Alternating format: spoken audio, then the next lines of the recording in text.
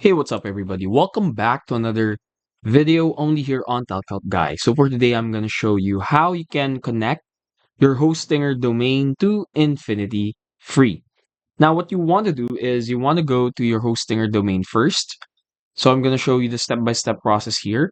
First, go to the domain section on your Hostinger account.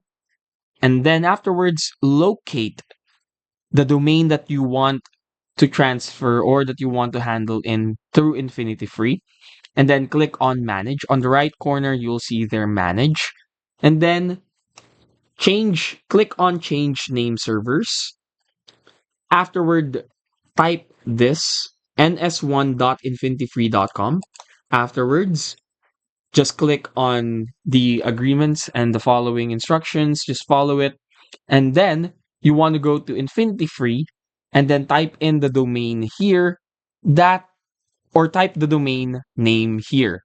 If you were able to successfully do these instructions, the domain should appear here on Infinity Free and you'll be able now to link it or to connect it through Infinity Free. And that's it. Hopefully we were able to help you out on this.